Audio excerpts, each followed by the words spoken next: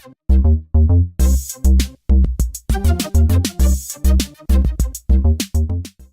hi YouTube, Mr. the Boss here. In this video we're going to be comparing Soul Sacrifice Delta on the PS Vita with Monster Hunter 3 Ultimate on the 3DS. So hopefully you can tell that on the top we have Monster Hunter 3 Ultimate playing on my 3DS XL, and then on the bottom we have Soul Sacrifice Delta playing on my PS Vita. So, I mean, very quickly you should be able to tell the graphical difference.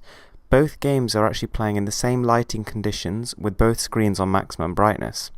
So the PS Vita does have slightly higher contrast levels, but maybe not as high as you would think. On top of that, the resolution disparity isn't actually that much either. While the PlayStation Vita's resolution is more than double that of the 3DS's, the 3DS game is running at native resolution, yet the PS Vita's isn't.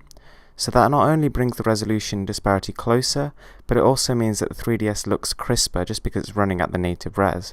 So actually I wouldn't say there's much between them in terms of resolution. And to the 3DS's credit, there's actually not that much difference in terms of the graphics in general either. In fact, in some cases I would actually say Monster Hunter looks better.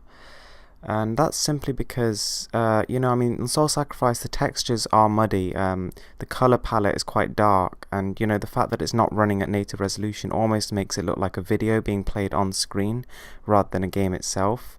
And, graphics are definitely not everything, but in this case I would actually say that the 3DS game does look pretty much as good as the Vita game, and that's almost embarrassing considering the Vita is something like 5 times as powerful, and the 3DS has to render 2 screens. It's got the bottom screen to do as well, and so that's my opinion on the graphics.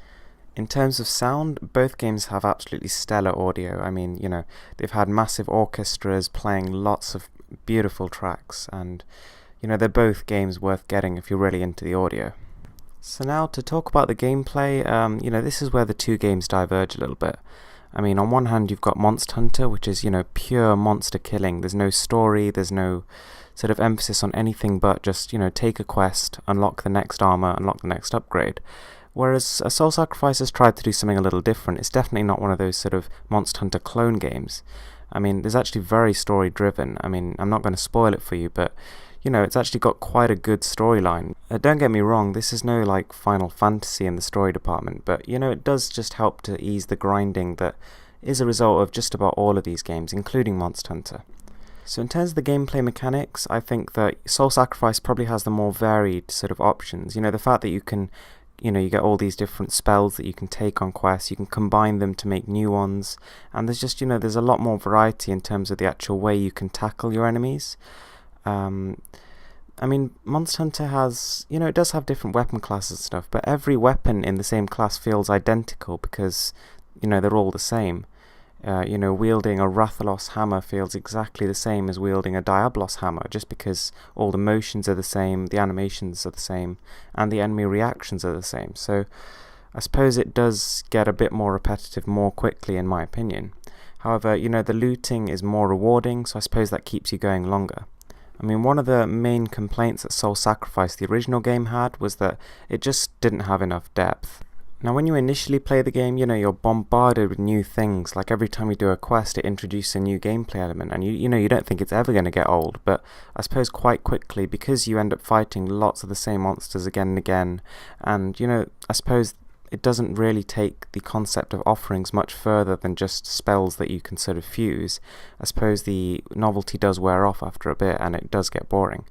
Now with Soul Sacrifice Delta, they've not really fixed this, to be honest. All they've done is just added more. So in a way I suppose it is better, but I mean the game still is nowhere near as long as Monster Hunter in terms of, how long it's going to take you to sort of perfect clear everything. But don't get me wrong, these are both massive games with tons to do. Now, one of the other problems with the original Soul Sacrifice is that it had lots of sort of battles in exactly the same environments, and the thing is, with the Soul Sacrifice environments, it's literally just a room.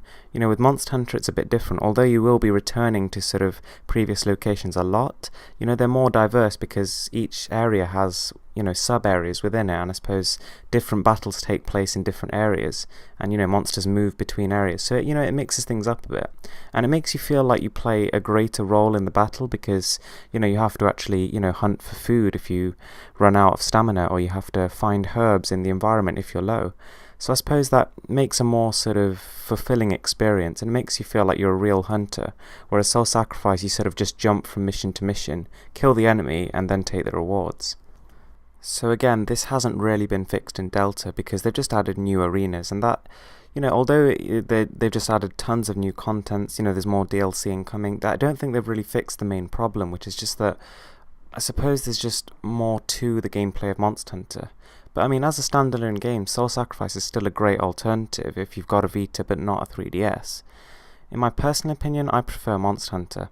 I think that the game runs better, the frame rate is smoother, I think the game looks pretty much as good, and the game is just a lot deeper, there's more to it, I think it's richer, the fact that there's integration between your hometown and the missions you go on and then you return, and I suppose it all comes together in quite a nice neat package, whereas Soul Sacrifice feels a little bit disjointed, and it doesn't feel like you have as much control over what you're doing as you'd like.